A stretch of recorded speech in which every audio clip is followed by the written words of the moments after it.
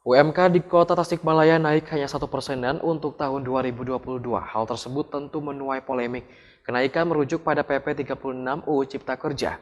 Kenaikan 1%-an dinilai karena adanya kesenjangan nilai UMK di Kota Tasikmalaya yang lebih tinggi dari wilayah tetangganya. Hampir setiap tahunnya, masalah kenaikan UMK di tiap wilayah selalu dibumbui dengan polemik. PP 36 Undang-Undang Cipta Kerja kini jadi rujukan dalam penetapan besaran UMK untuk tahun 2022. Kepala Dinas Tenaga Kerja Kota Tasikmalaya yang juga Ketua Dewan Pengupahan menuturkan, UMK Kota Tasik naik 1,02% dari 2.330.000-an menjadi 2.333.389,67 rupiah. Sebelum penetapan keputusan, berbagai jalan ditempuh Serikat Buruh seperti pengusulan kenaikan 6 kota di 35%. Wali kota mengusulkan namun gubernur tetap memutuskan mentaati aturan. Di dalam proses pengajuan ini memang setelah kita mengajukan dari Dewan Pengupahan ke Pak Wali Kota, ke rekomendasi Pak Wali Kota disetujui, disampaikan kepada gubernur. Kemudian di dalam perjalanan sebelum ditetapkan oleh gubernur itu teman-teman pekerja melaksanakan audiensi beberapa serikat pekerja dan mereka mengusulkan kenaikan 5-10%.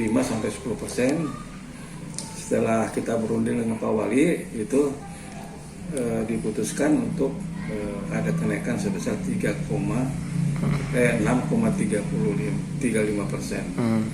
Nah itu kita sudah sampaikan suratnya kepada gubernur. Ketua Asosiasi Pengusaha Indonesia Kota Tasikmalaya, Teguh Suryaman menuturkan, dari segi kemanusiaan kenaikan tersebut memang tak layak, namun pihaknya harus tetap mentaati aturan. Hal tersebut juga karena kesenjangan UMK Kota Tasik yang terlalu tinggi dengan wilayah lainnya. Selain itu, jika UMK terlalu tinggi dinilai akan menghambat investasi ke daerah. Pihaknya akan tetap mentaati aturan dan memastikan bahwa perusahaan di Kota Tasikmalaya, terutama yang tergabung dalam Apindo, bisa merealisasikan hal tersebut. Memang itu tidak layak. Tapi dari satu sisi lagi bahwa ini regulasi. Yang memang regulasi itu, Undang-Undang Cipta Kerja itu, PP 36 itu kan karena turunannya dari Undang-Undang Cipta Kerja. Bahwa ini regulasi yang harus kita terima. Karena apa? Kita itu kalau berbicara Kota Tasikmalaya, UMK-nya sudah terlalu tinggi. Kita sudah berbedanya sangat jauh sekali. Dengan Banjar saja kita hampir berbeda 300.000. Artinya, kita kan kalau berbicara investasi yang maju ke Tasikmalaya ini, ke Kota Tasikmalaya khususnya, kalau UMK-nya terlalu tinggi, ini akan tersendat. Ketua Serikat Pekerja Seluruh Indonesia Kota Tasikmalaya, Yuhendra Effendi menuturkan masih ada kesempatan. Pihaknya masih berjuang untuk kesejahteraan para buruh. Serikat Pusat mendatangi MK untuk memastikan terkait amar putusan ke-7 Undang-Undang Cipta Kerja di mana kebijakan yang dirasa bersifat strategis dan berdampak luas harus ditangguhkan. Yuhendra pun menilai kebijakan tersebut bersifat memaksa terlebih kepada kepala daerah yang jika tidak mengikuti akan disanksi. Kita tetap masih berjuang, jadi kita berharap teman-teman dari serikat, baik tingkat provinsi maupun pusat, sekarang lagi berupaya terus meminta kepada gubernur dan kalau di provinsi kepada gubernur untuk mencabut atau merevisi SK yang telah dikeluarkan.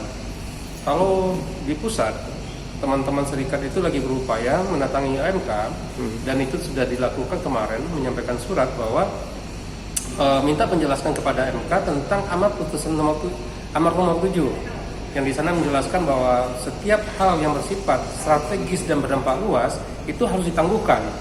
Nah, sedangkan pengupahan atau PP 36 ini menurut kami itu adalah berdampak luas dan juga strategis.